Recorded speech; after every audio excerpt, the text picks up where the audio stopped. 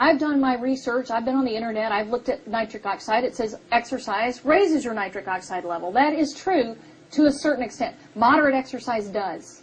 Extremes of exercise may actually lower it and cause more trouble because there's not enough nitric oxide. Many things happen in the body while you're exercising. The demand for blood is increased not only to your muscle but the heart as well. You know, your lungs are having to process more. You're using more oxygen.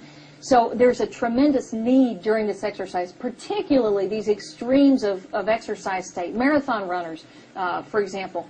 So when we are if you're gonna do something favorable for that system, you want to add more nitric oxide to the system so that there's enough for the needs of that person because they're needing more.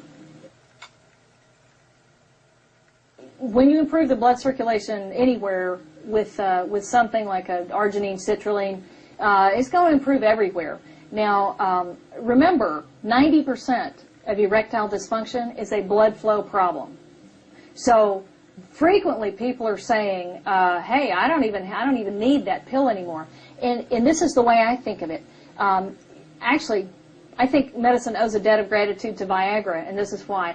Before Viagra, the only thing you could do, if you told your doctor, hey, I'm having trouble in that department, he could refer you to a urologic surgeon. Consequently, no one really complained of it, okay? It was just, nobody talked about it. When that little blue pill came out, or whatever color it is, you know, when Viagra came out, though, there was suddenly something any doctor, any internist could write a prescription for, and it worked. Now, the good news is it worked in the short term. The bad news is it had some side effects, okay? People are more likely to have trouble with their heart, more likely to have trouble with their vision. You know, there's some serious side effects that may be at work here. And then at the end of the day, that effect is gone. Now, why do I think we owe a debt of gratitude to Viagra? Because before Viagra, nobody complained. Now we've got Viagra, people come out of the woodwork and say, hey, I'm having trouble in that department. If you've got trouble in the blood flow there, chances are you have trouble in the blood flow in your heart. It's the earliest marker for heart disease.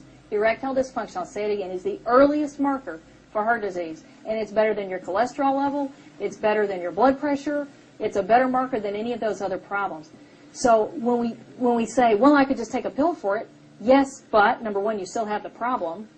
So when you're taking arginine, citrulline, you're actually making the body healthier. You're supporting the blood flow so that that's not going to be a problem anymore. And that's what people are telling us. They come back and say, I used to need that little pill, but not anymore. And that's wonderful.